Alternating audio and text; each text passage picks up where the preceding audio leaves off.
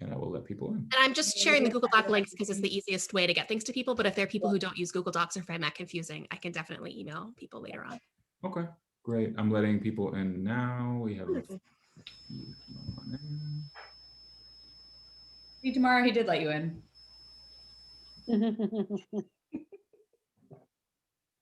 Hi, Rachel. Hi, Tamara. Hi, Annie. Mito. Emma, how you doing?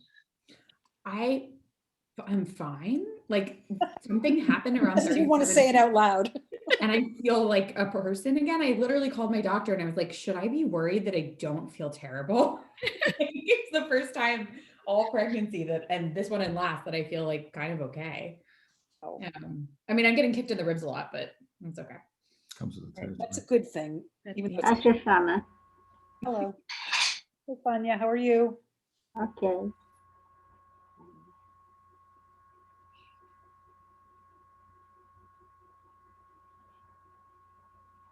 We usually give people a few minutes, especially if it's probably bedtime in a lot of houses.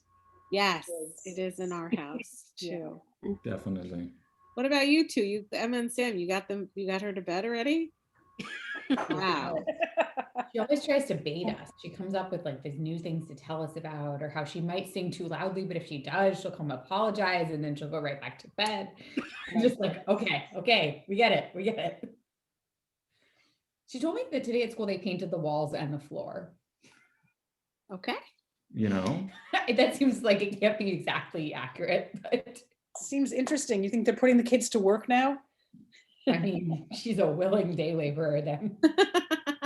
I know.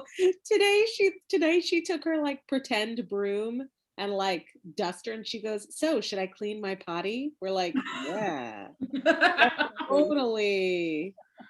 Yes, because I know grown people who have never cleaned a toilet. So you don't want your children to grow up like that. They must learn. Oh, good, you're here. Hi. She's here. Everyone's we saying go. hi to you. Oh, hi. How old is she? Emmanuel is 3.5 and Matthias is 9 months. Oh, And he is never going to know his name or hers because she changes it to whatever movie she's into. So right now she's Ariel and he's Flounder. Jessica is Eric and I'm Scuttle. So nobody is Sebastian, which means nobody is allowed to sing any songs from this movie. Oh, interesting. And the dogs are Flotsam and Jetsam, the eels. So she keeps saying, hi, Flounder. Say Ariel. And he's like, who the hell are you? So, and then it's Elsa and he's Olaf, or it's Belle and he's Chip. I'm Mrs. Potts. Jessica always gets to be the prince. Oh, So, wow. and then I'm somebody ridiculous, like in Snow White. She's Snow White, Emmanuel. Jessica's the prince. I'm Dopey, she said. Dopey. Not fair. You don't get any say. What? You don't get any say in which character you are. No. Oh my God. It's like tyrannical up in here. Absolutely not. Absolutely not. And if I ever like start to say something, she's like, that's not your line. I was like, how did this happen to you? We didn't do this. We didn't do this to you. Some of it they're just born with, I'm convinced. I know. smart. She's so smart. Very smart. Yeah, she seems to really, seems like a lot of information to be able to. Yeah. A lot of like role play. Yeah. It's pretty Well, cool. should we get started, you think? Is anybody in the waiting room? Yes. I just admitted Seth. No, That yeah, is who- please. okay. Yeah. All right, so I'm going to start by welcoming everybody to our pre-Pesach program. Thankfully, Annie Norman Schiff, our youth director, I don't know what your official title is. Youth and Family Programming Director. There you go. Youth and Family Programming Director is here to share some ideas with us about how to make the Seder even more fun and interesting for all participants, including children and those who are young at heart. Sam's going to tell us a little bit about tech issues, and then we'll be ready to rock and roll. Yep. So if anyone wants to, we're a nice intimate crowd tonight. If anyone wants to ask questions as we go, make comments, depending on if we remain at this size, people might be able to unmute and just sort of jump in. If you feel more comfortable, please feel free to type a question in the chat or just even write to me, question or comment, and we can have you unmute to engage when Annie's ready. Should we ask 4 questions? Oh, so bad. I can't even respond. That's too good. That's too good. Next year, you're going to do the workshop. Oh boy. Right? I'm just here for the little jokes. Okay, well, they're pretty fun, so we're buying it. So Annie, would you like to get started? Certainly. I'm going to share my screen here.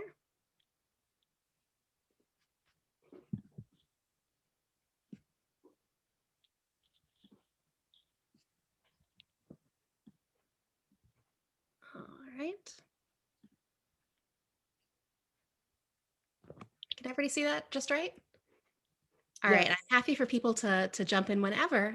I'm going to share some new ideas for Pesach with children of various ages and young at heart. So I'm assuming that for some folks in this room, I know we've got some parents. I know we also have some probably other favorite adults who are not parents of kids who are around. I'm assuming we'll have some folks who are going to be in person and having a Seder with kids, and maybe other folks who are talking to kids over Zoom still and looking for ways to make that fun and engaging. And I have some ideas for the Seder itself, but also for not Seder parts of the holiday. And I wanted to, so that if you're somebody who is going to see kids at the Seder, great. If you're going to only see kids not at the Seder, if you're somebody who's far away and doesn't use Zoom on the Chag, I got ideas for everybody. And I'm assuming that we're all probably in a little bit of a place of burnout. And my goal is just to share some ideas that might be fun or stimulating or exciting, not to model a Passover of perfection. But if you get one idea out of this that gets your brain going and gets you excited for the holiday, that's the goal. A quick note about books. I'm going to share some book suggestions. I know it's harder to get to the library or to the bookstore right now, and also it's close to the holiday at this point. But throughout the year, I've been sharing ideas for free ebooks from the public library through the app Hoopla. So it's a free app you can download. If you log in with your library card, the selection is based on where you live. But I'm not sure about the suburban collections, but the New Haven collection itself has a ton of kids' ebooks that you can immediately download. So all the books I suggest today, you could have up on your device super quickly for free if you want something new in your library. So my first set of ideas are about the chametz experience, the putting away of chametz and getting ready for the holiday, and ways to make that more participatory and fun for kids of different ages. So the initial sorting of what is chametz and what is not chametz, depending on the intensity with which you do that in your family, may be so much work that you're not necessarily expected to have kids involved the whole time. But even if you just put some representative things on the counter and give your kids a chance to label, is this chametz or is this kosher for Passover? If you can stand it at all, I think that this would be a fun time for some kind of a bell or a whistle to make some kind of loud noise if something is chametz and is out of bounds, and put it aside. And it's also a game that you can play with play food if you have good play food. Is this play food kosher or chametz? Should we ring the terrible chametz loud bell? One blogger suggested making chametz sensory bins. So a sensory bin is like a container that could have water or have sand normally, and is great for toddlers or kids with sensory differences to really feel how things are different. So if you're okay with having a large bowl of flour at this point, you could make one sensory bin with flour and one with matzah meal, and then fill them with either packaged food or play food that you could decide which bin it should go in. So I thought this was a fun idea to make everything just a little bit more tactile. And I will share anything that's an internet link. I will share a document later that will let you be able to find everything, including this wonderful blogger's idea. A favorite in our family growing up was chametz signs, making signs that you could put on the cabinets where the chametz lives. The ones that we made, we actually used for a number of years. They're pretty fun to make. You can do it very simply on index cards. If you're somebody who also cleans a lot of rooms in your house, you can make signs saying, this room's already been cleaned for Pesach, no more chametz in this room, and tape them around the house. And finally, there's the ritual of bidikat chametz. There is a traditional way to look for symbolic final bits of matzah or of chametz, of bread. So traditionally, when you say the blessing that nullifies any chametz that's left in your house, you don't want that blessing to be for nothing. So what if you cleaned up so well that there was nothing left to find? So it's traditional to hide 10 little somethings, little croutons or pieces of bread, to go and find the night before the holiday. And it's a little bit different this year because it's Shabbat right before the holiday. So this year you would do your search on Thursday night. And traditionally there's like you can burn it the next day. So if you do the burning thing, you would do that on Friday morning. So again, the traditional way to do it is to have a burning candle, to have a wooden spoon and a little feather. You go around looking for the things that you've hidden, brush them into the spoon with a feather, put them inside the paper bag, and then the next morning you burn the paper bag. There are definitely ways to adapt this so that there's not so much actual fire. But it's a really fun activity. It's meant to be done in the dark, and the point of the candle is to be able to light up every little corner where something might be hiding. But you can certainly do that with a flashlight or in a different way. There's a really great Bim Bam video about bidikat chametz that I'll share. This is a little boy named Judah, and he's looking for, his family hid 10 Cheerios as the 10 things, and he's looking for them with a little feather. And my idea for this year was that this might actually be a nice thing to do with grandparents or other adults who are farther away, because rather than using a candle or a traditional flashlight, you could use your phone on FaceTime flipped around. So if you have some kind of app like FaceTime that works as video chat on your cell phone, you can flip your camera around so it's outward looking. So whichever side the kids are at, you could do that flip around. The kids could go around the house with the phone looking for the little bits of chametz, and the faraway loved one could be along for the ride. So here we have a Zadie and a little girl, and if you did the switch around on the little girl's camera,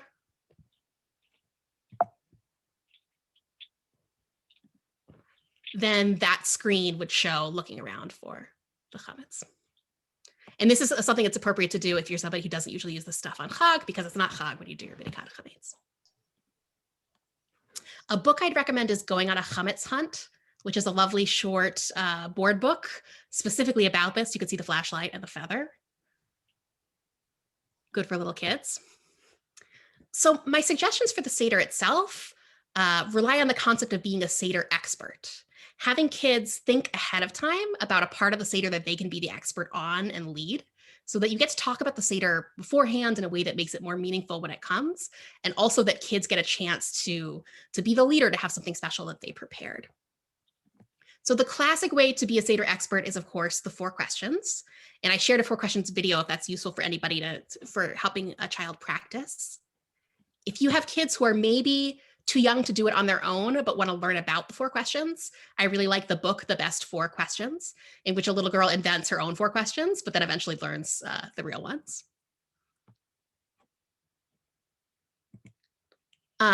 For an older kid, I would suggest becoming an expert on the 4 children. So the story about the 4 children is from my favorite period in Jewish history. It goes back to early rabbinic Judaism. In an early midrash from about 250 CE. And it's not a unique kind of story. The early rabbis loved to divide all of humanity into 4 different categories. It's something that they actually kind of do a lot.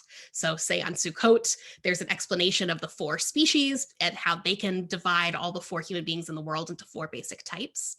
So the idea of making comparisons to contemporary people based on these 4 categories is, I think, for the early rabbis, sort of the point. So making modern day comparisons, I think, is a really authentic way to engage with the 4 questions, or the 4 children, I should say.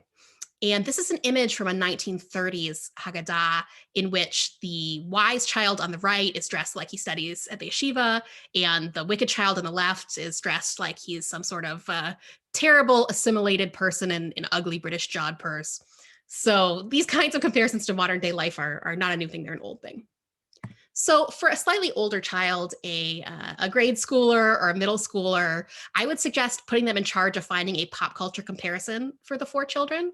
Here is the Harry Potter one, where we have Hermione as the wise child.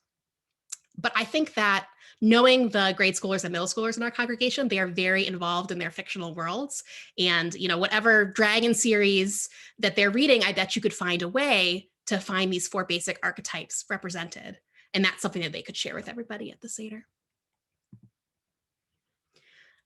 Another great thing to be an expert on is the 10 plagues, to bring out 10 particular objects to represent each of these plagues. It's a wonderful example of Hidur Mitzvah, making the holiday more beautiful, more special. You could make a little paper representation of each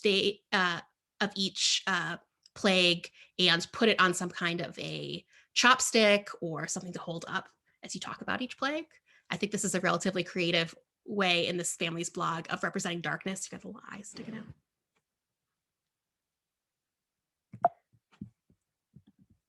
And for a slightly more involved way of representing one of the plagues, you can make origami jumping frogs. This I think, requires a kid with a certain spatial sense. It's a little harder than it looks.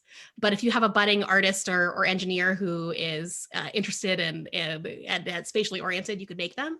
I did my best to make one. Even I messed up the feet. But I will say that it does jump. And in fact, my cat started chasing it around the apartment. So I will tell you that it has some kinetic value to it. I think this is also a good suggestion if you have a Seder with a range of age of kids. It's something that older kids could make to surprise a younger cousin or a younger sibling with at the Seder, and that might be fun. Finally, to have an expert on Dayenu, this is an idea that I workshopped a little bit with Susan Voigt, who's a member of the congregation who is going out to the West Coast for the holiday to spend time with grandchildren who live out there, and wanted to know how to involve an artistic and poetic 9 or 10-year-old. And we settled on the idea of creating some art or poetry around Dayenu, which is a list of some of the most impactful and cinematic moments in the Jewish story. So crossing the Red Sea, receiving the 10 Commandments at Mount Sinai, the building of the temple in Jerusalem, things that are each just such huge events that even if they were the only thing that had happened to us as a people, they would have been enough. So you could ahead of time create some kind of art or poetry that's inspired by the Dayenu story. This might be a good time to use a poster board or like a long piece of paper where you could have each event sort of flow into the other. And that's something they could share at this moment in the Seder. Finally, I found a wonderful resource this year from Hadar Institute, which is cards for each part of the Seder that have a little true or false debate. So a question with a true or false argument, neither of which is obviously right, where you could assign either side or take either side. So I'll include the full set of these cards to share with you, but this might be nice if you have older kids, if you're just trying to shake things up, if there's like a snoozy moment where you want to get people to just argue and take sides, you could pick these up at any point. Then I have what I would call the best of the rest. Activities that you could do during the rest of Pesach, Chol HaMoed, and the end of the holiday, what we might call the matzah pizza days, when you're continuing to celebrate the holiday, but the heightened moments of the Seder are already over. So you could try new recipes, try to switch up your Pesach eating later in the holiday. This is a banana and dairy pancake recipe that I thought looked kind of fun, and you could do like a little breakfast for dinner. I try to try something new every year to make those later days give you something to look forward to on a later day. I think it's also a great time to remind kids of the reason that we are keeping these commandments for the whole week, the experience of freedom. And it might be a chance to ask and tell some family stories. Not for everyone, but for many people, their family's story of coming to America is one of coming to greater freedom. We often don't ask older people in our families about these stories, and this might be a good opportunity to do so, especially for older kids. Just to put in a quick plug, we are having a Thursday afternoon event at Becky from 4 to 5:30 over Chol HaMoed, which will just be an outdoor hangout event. So if you want to come see other people, we are going to make some Passover s'mores. We are not going to dangerously heat the kosher Passover marshmallows, but we will have marshmallows. We will have fair trade pieces of kosher Passover chocolate. We will have tam-tams and activities in chalk, lots of fun things to do outdoors together.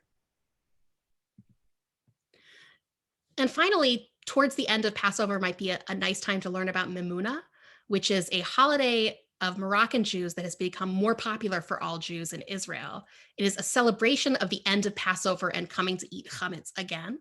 And the traditional food is called mufleta. They're these little crepes. So I have a recipe to share for that. And a really nice video from Shalom Sesame that talks about a family in Israel who celebrates Mimuna. But it is a chance to think about how even the end of a holiday can be a celebration in itself.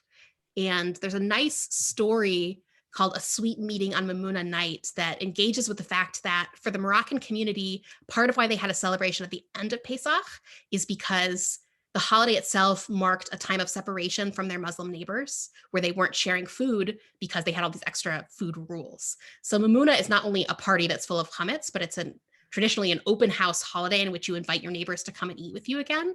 And that's part of the story in this particular book about Mimuna. So those were some of the ideas that I brought with me. I'm curious whether or not this resonates with things that you try or family traditions that you have, or whether any of those appeal to you in a particular way. And also to answer any questions that might have come up in the chat. There was one that Jessica typed in around recommendations for handling the subject of the slaying of the firstborn with small children. Just saying that they tend to skip it in their homes. That's a good question, because that's a really troubling one. I can understand the impulse to skip it or to paper over it in some way. Do people have suggestions for how they've dealt with that in the past?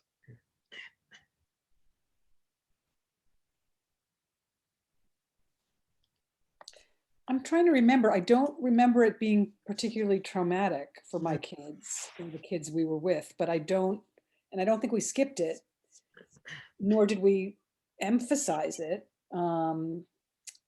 But I suppose it depends on your kids. You know, it's a story, and kids do understand that. I mean, even though it's a true story, sort of, you know, it's not the same as talking about somebody who was killed down the street.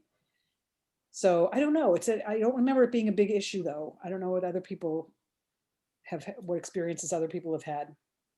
I don't remember that it was troubling.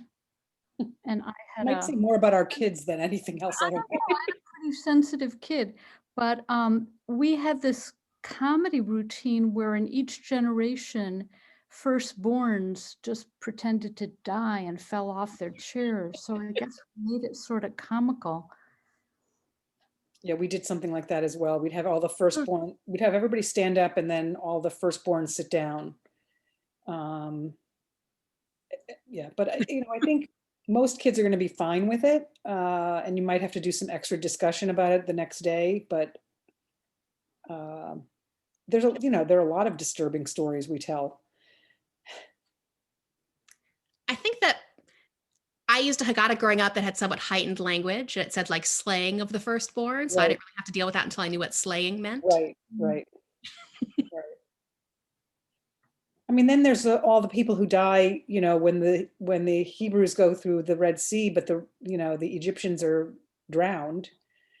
We do talk about that in the story. So, you know, and that's also very harsh. And we often end up discussing that at our Seders, but again, I don't think it's ever been like an issue that's been disturbing, but you know, I think it depends on the kid and the family. And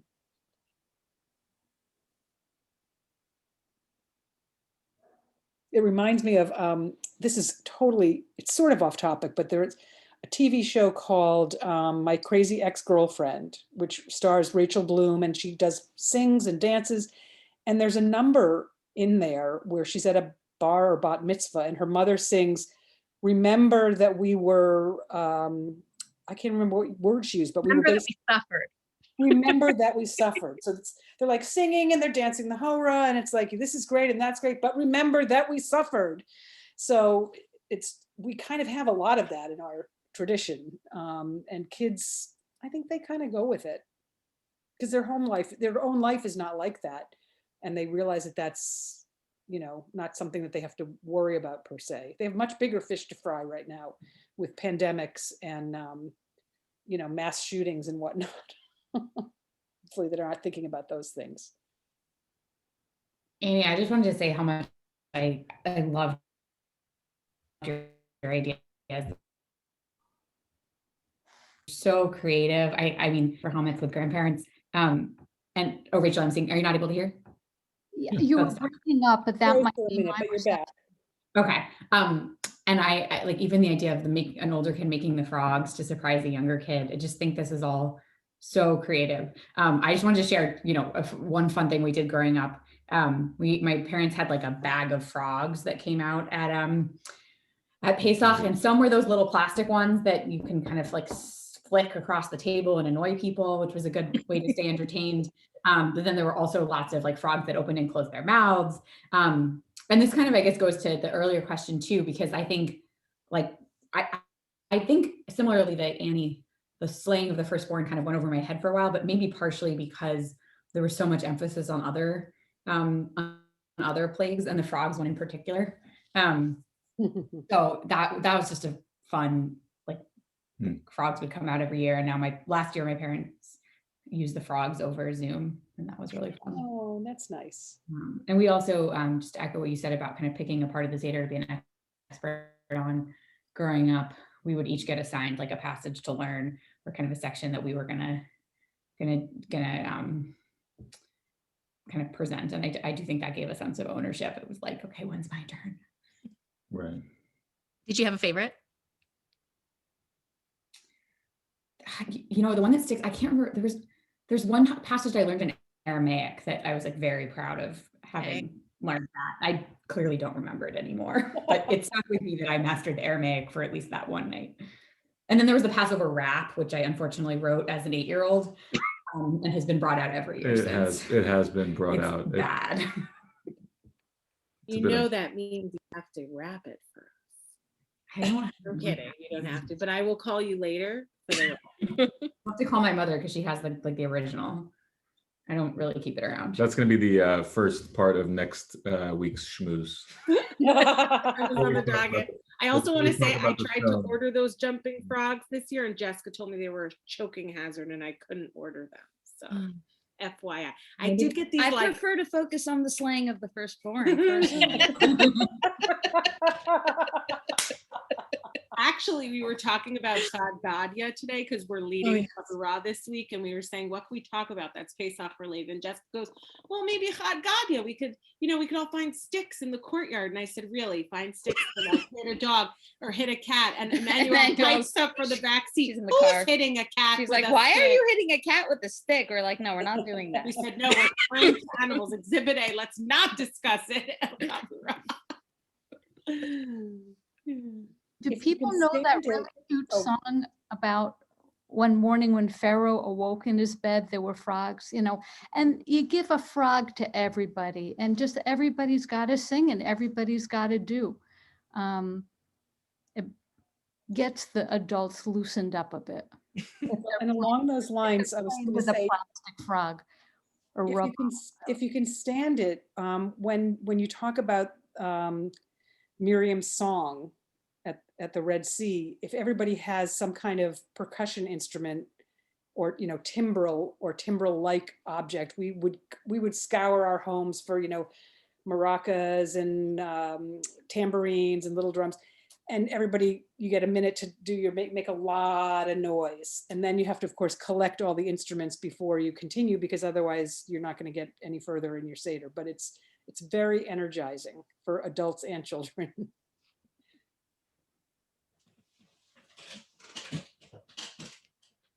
And it lets kids get out of their chair for a while.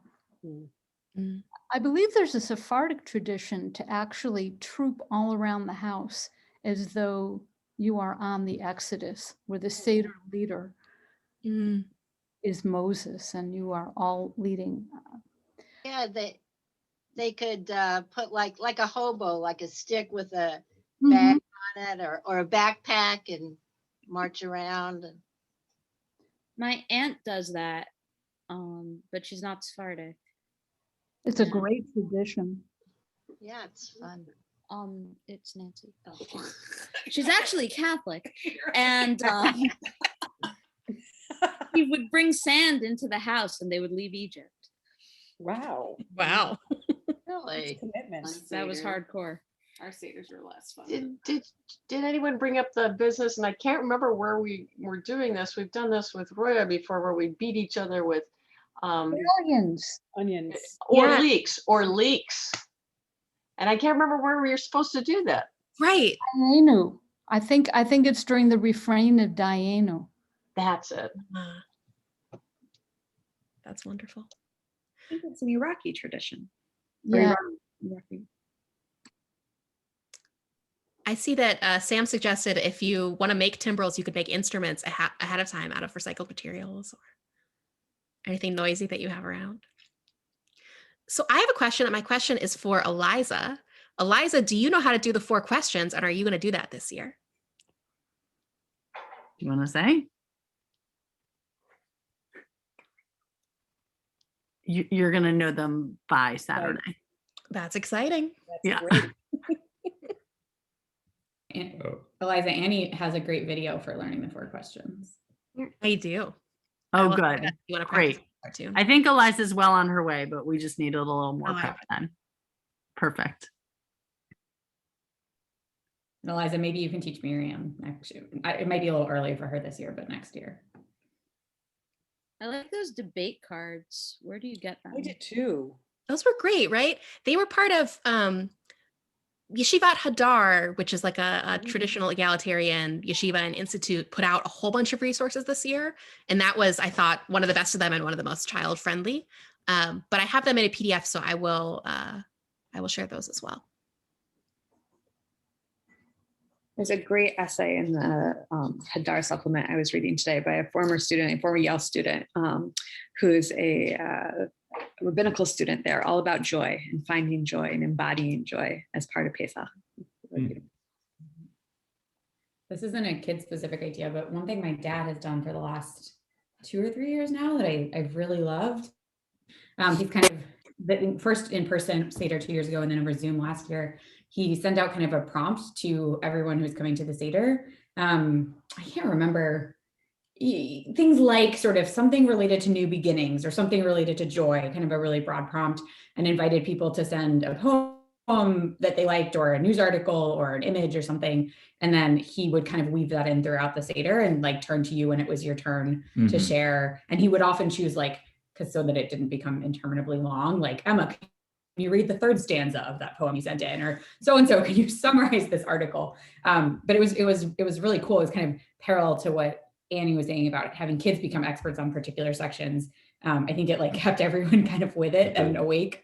And also it was just cool because some were kind of Jewishy texts, and then a lot of them were not at all, but fit in really well.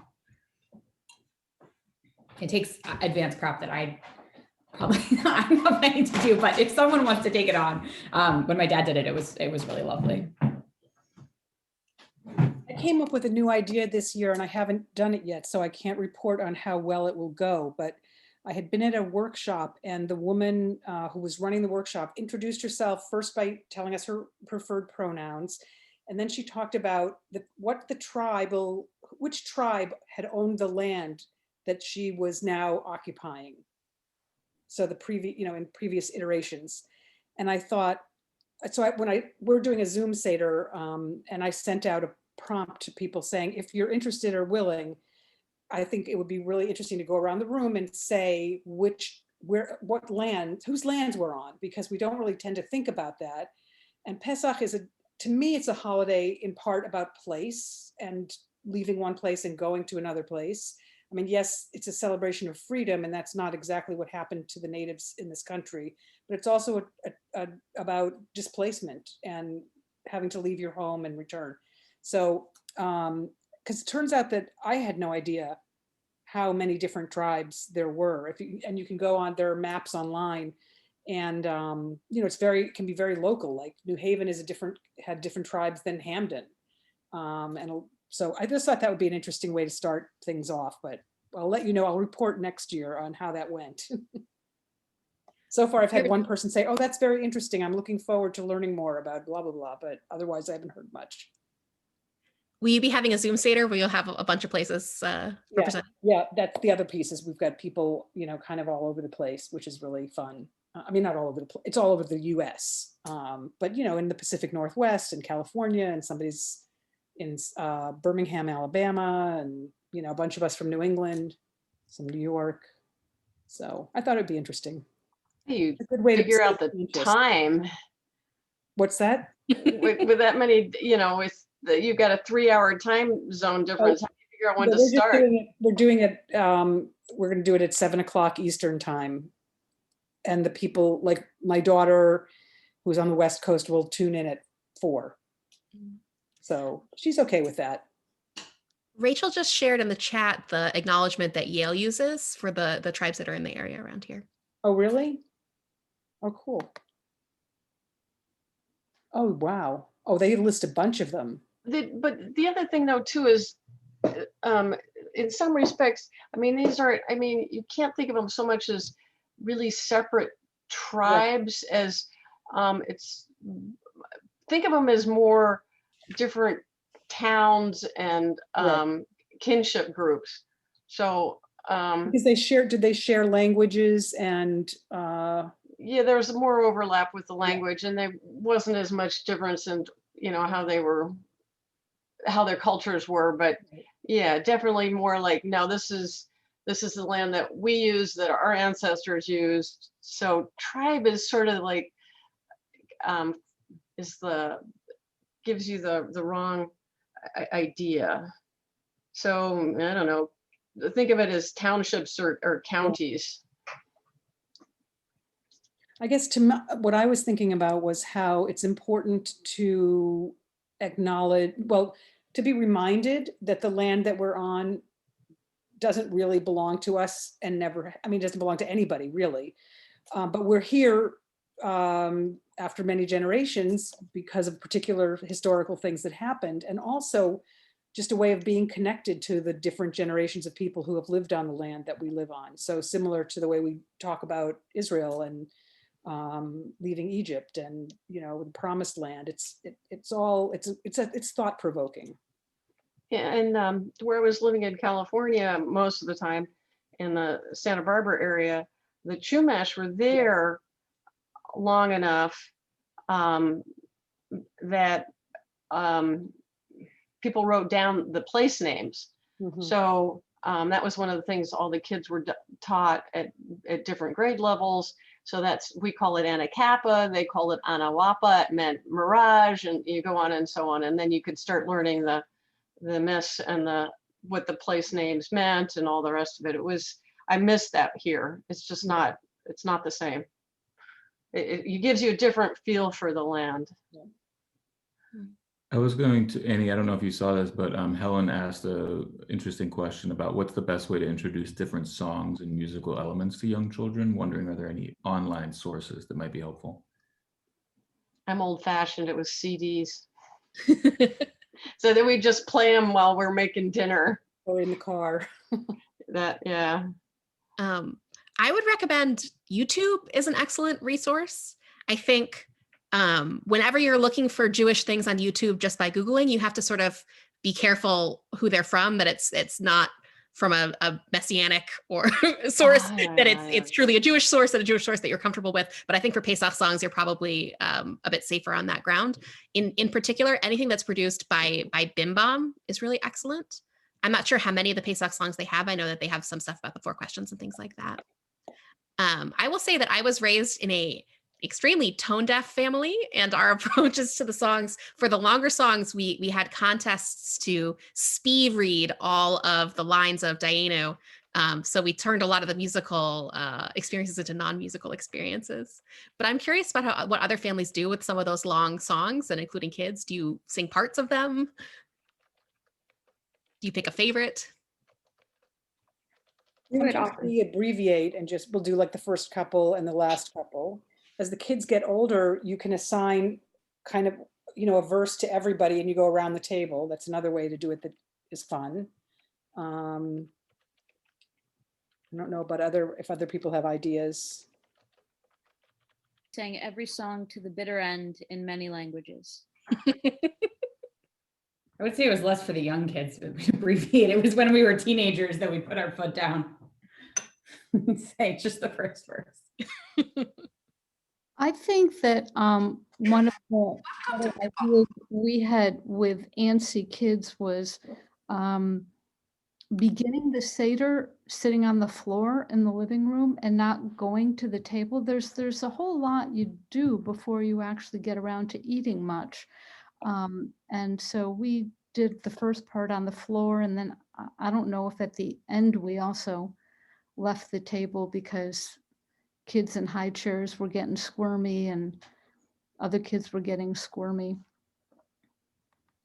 The songs are a great time to get out of your chairs too. Like Dayenu becomes sort of this dance march. Ari's just like screaming at the top of his lungs and loving. And definitely abbreviated though. Like almost every song into a march. Or just like different dance, march, movement. Yeah. And something I learned from Ellen Cohen, and I've done now for decades, is to have, once you dip your first, you say your bari pri ha'adama and you dip, we have dipping vegetables on the table, food that everybody can nibble on, so that you don't get that perennial issue of like, when are we going to eat? Isn't it over yet? So at least, if there's nibbling, it helps keep everybody calm and not so peckish. Yeah, and if they can dip, if everybody has a personal karpas plate with carrots and celery sticks and salt water and or salad dressing to keep dipping in it, I think children are rather fascinated to keep dipping things. It does entertain them. I was going to say that reminded me when you spoke up, Shoshana, about the way that we used the order of the Seder song, to a tune, as a way not just at the beginning of the Seder, but actually sort of throughout. Right. It does, slightly lengthen it each time, but to just mark how far we've gotten, or how right we've proceeded through the. Also to see if everybody's paying attention. Yeah. Or to pay attention. Yeah. My uncle would give everyone at the start of the Seder like their part, you might be karpas or you might be motzi matzah, and he'd be kind of strategic about who might need to be raising their hand more often in the beginning. Nice. But it was kind of, we'd see it and then we would speed do it. Yeah. So by the 10th time you're going through the order, you'd speed it up each time.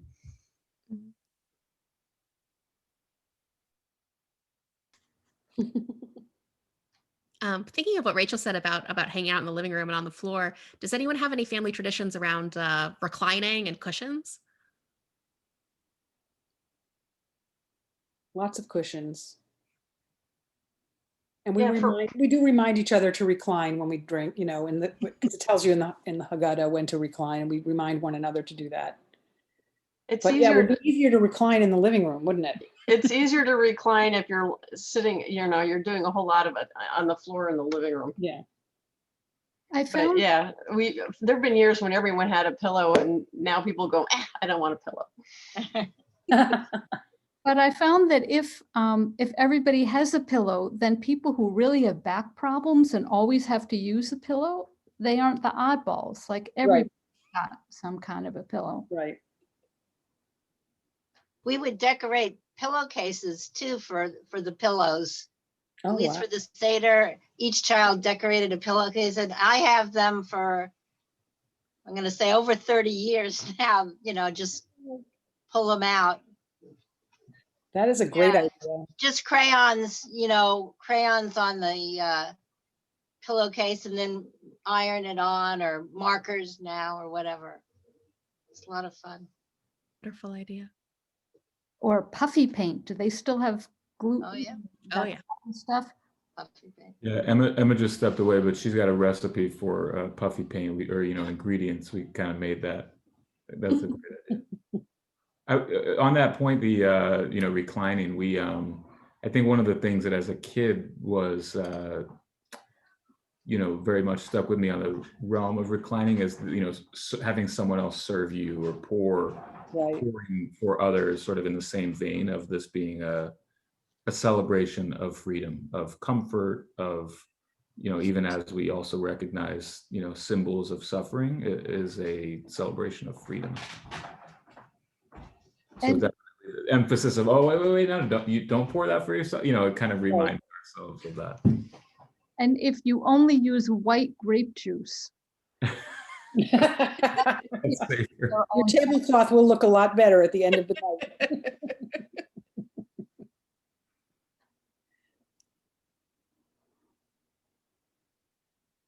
So how do you bring new ideas into more traditional or Rigid. rigid Seder masters? That's a good question. I guess a lot of my suggestions presume that I'm speaking to Seder leaders, right? Yeah, you have to be able to lead the Seder to really wrestle it. It's probably already a little late in the game, because my one suggestion would be to talk about it ahead of time, if possible, with the leader, and gently ask if you could be in charge of a particular something. I will say that Definitely not late, because this year we'll be here, so I have a whole year to plan. For ordinary days, yeah. You're looking ahead to next year? That's right. Wow. Long game. I will say, Now you have tradition. And Emmanuel now knows tradition, so it has to be in the Seder because you have a kid who. That's right, the kid. That's it. This is how we do it, and this is what they're used to. I'm sorry, we have to. Or just like, here's our list of demands. We're not coming. Or we're not coming. Sam's grandfather used to lead the Seder in something of a dictatorial way. And Sam one year thought it'd be a really nice thing to do with his grandfather to prepare together a kind of slightly more engaging, shall we say, Seder. And Sam he went out to New Jersey like 2 times We to kind meet of with got him. together. He was very organized about it. This was not like, he wasn't going rogue. Like, he had really nice documentation of what he wanted to do. And we get to the Seder, and Pop sits me down. So Pop at the head of the table, Sam's here, and I'm across from Sam next to Pop, and he says, "Emma, your job is to keep Sam from talking." I don't think you got any of your material. There were a couple of moments, but if you're gonna, change up the tradition, you better be ready to don't come to play. but I think Seder leaders are open to new tunes sometimes. Especially if it's a tune the grandchild can sing. No, Pop is going to say no to that. Talking of Seder leaders, if you come in with, this child wants to do this thing, whether or not you can get that to replace that entire section so it doesn't just get longer, I guess is the question. It's more likely we would do it twice. In many languages. In many languages. Just do Manish Tana in many languages. That's not true. The song's at the end too. You're doing Chad Gadya in Yiddish, and we do Echad Mi Odea in Yiddish. Yep. Just at the end. When you thought it might be ending.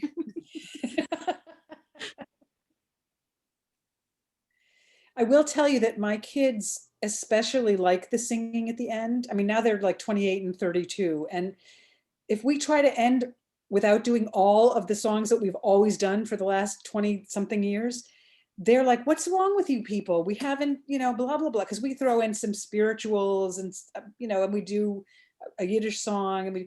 But they love that.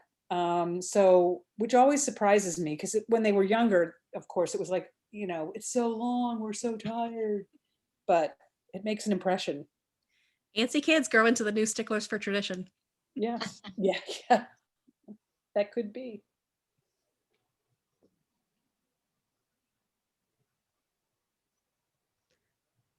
I'm curious if people have other favorite family traditions for the non-Seder parts of the proceedings, either for sorting chametz or for particular things you like to make or do later in the week.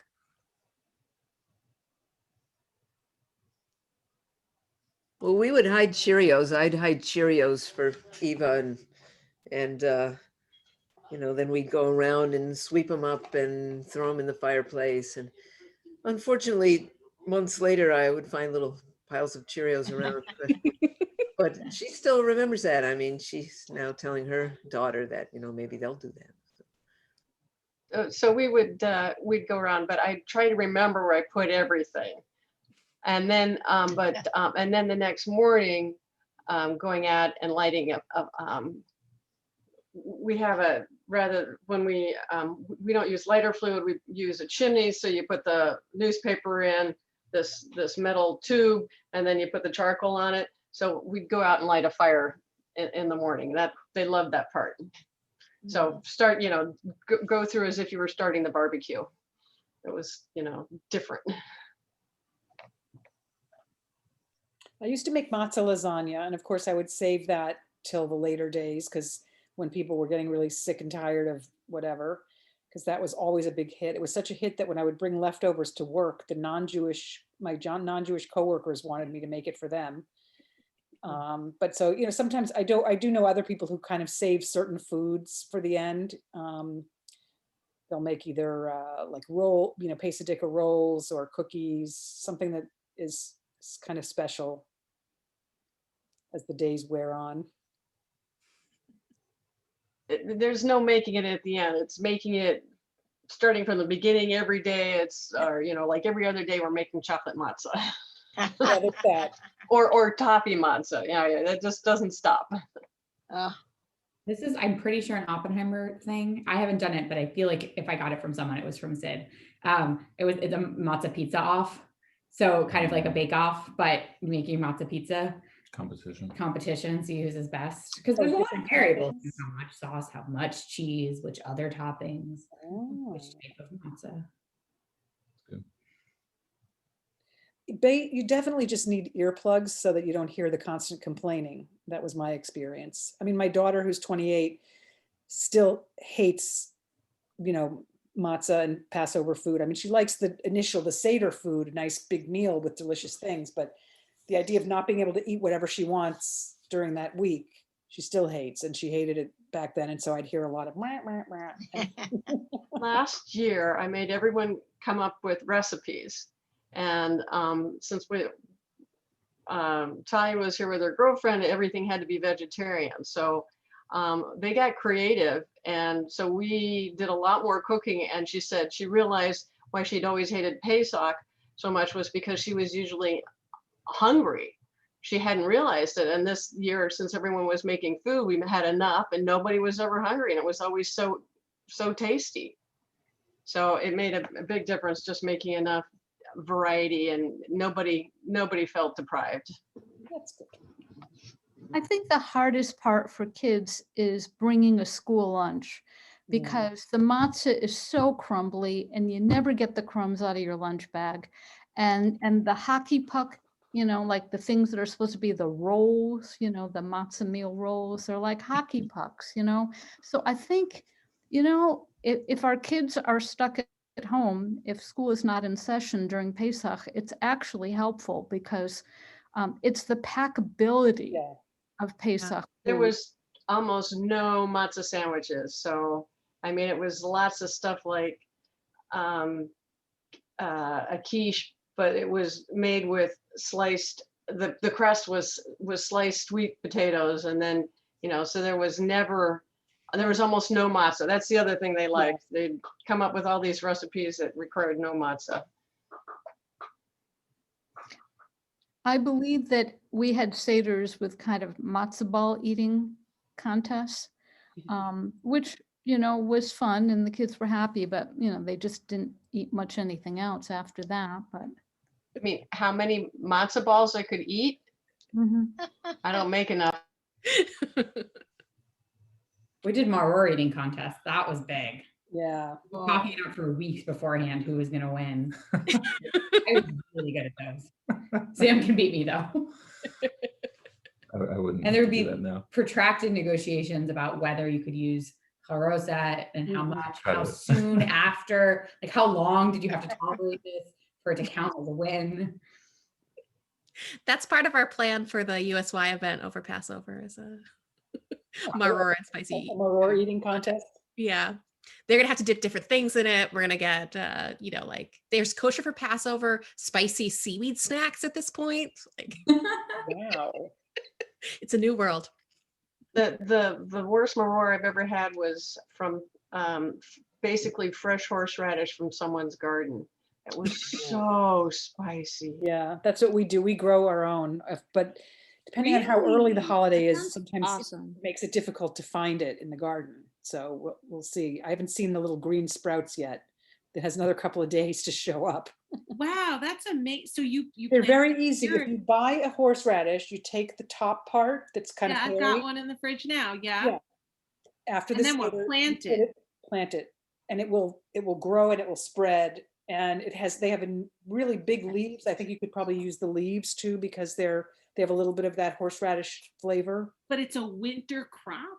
No, it's a root crop, but it winters over, but it should be ready to dig up usually like April. You So can you start. leave it in the ground all winter. Yeah, you leave it in the ground. Like I'm doing this.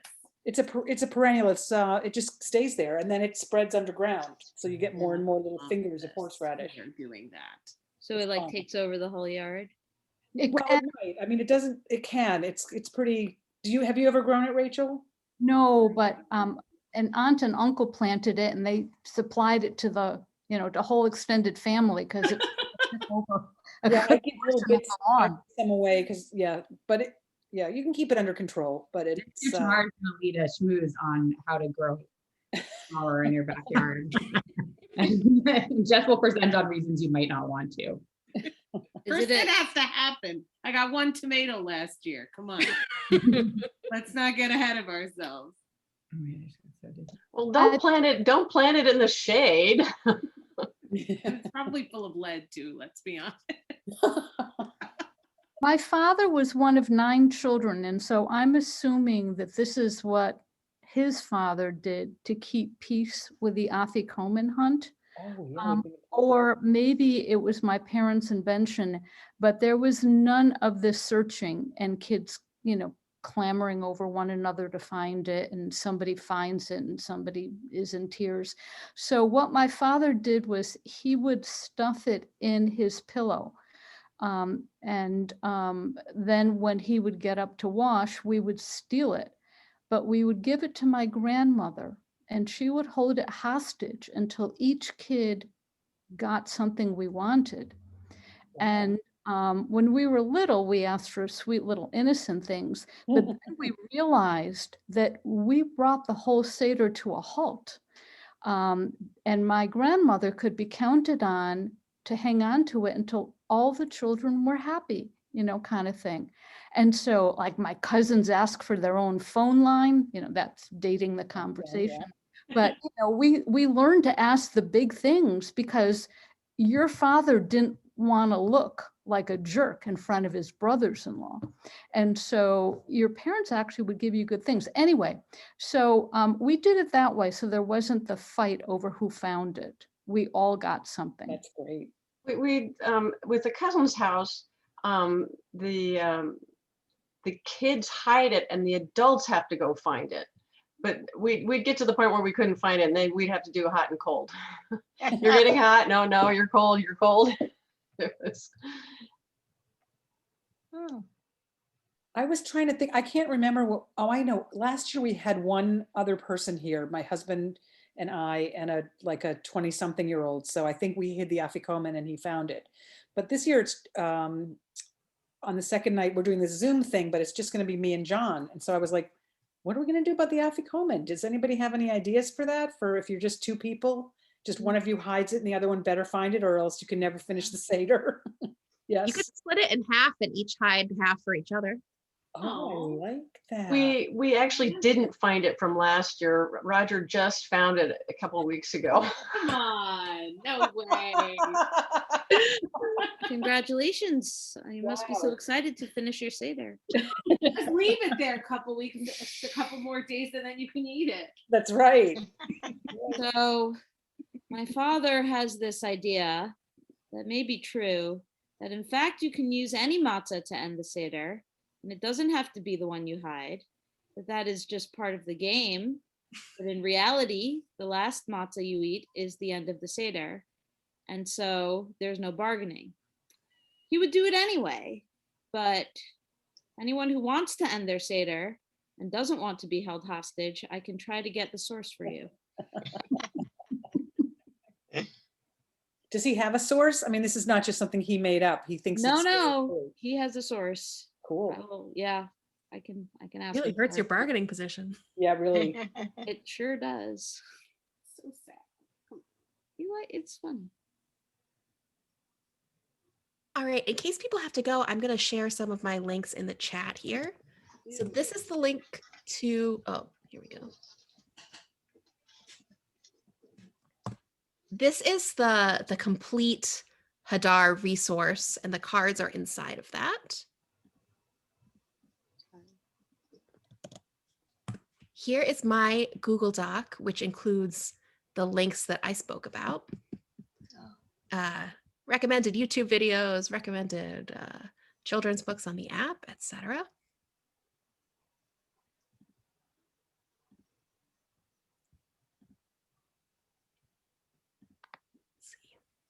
Is there anything else you want, that you want to add to the chat, or is that everything that you wanted to put in there?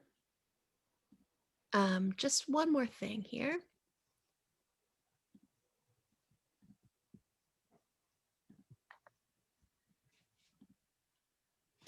Okay, here's a Google Doc that has the particular pages with the cards on it if you don't want to look through the whole Hadar resource. Great. So thank you, everyone. This was a wonderful discussion, and I think a great reminder that the things we do with little kids at the Seder shapes their understanding of how the Seder should be and of what the holiday means for a very, very long time. And that even as adults, so much of our joy in it comes from how kids love this particular ritual. I don't know. We need to have more discussion anyway. I think I might use the card on the teenagers.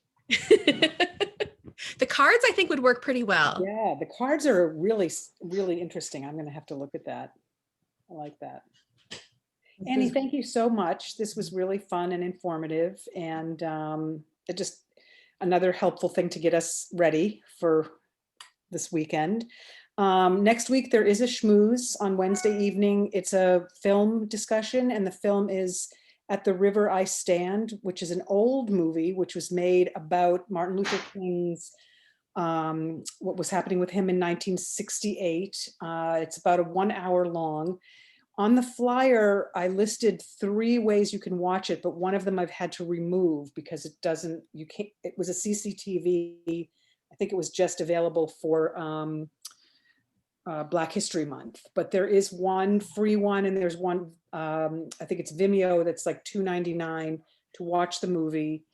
And then the discussion will be on Wednesday evening at 8 o'clock on our usual Zoom platform. And I don't know, you guys might be, Emma and Sam might be busy by then. I don't know. It's open. Yeah. What's the actual due date? A week from Sunday, April 4th. Okay, so it could be any time. And if we don't see you, good luck. And I hope everybody has a sweet and meaningful Pesach with no tyrannical leaders. Agreed. And we should all think of good Passover birthday cake solutions for this baby. During Passover some percentage of the time. So many wonderful cakes that you can make at Pesach, I've learned over the years. Yeah, we'll help you with that one. There's something other than a sponge cake? Well, there are cakes that are mostly like nuts and egg whites, so they're not really spongy. They're more dense, like a chocolate torte, flourless torte is delicious. Yes, and if it's a dairy meal, you can put whipped cream on it. And if it's not, you can make a ganache.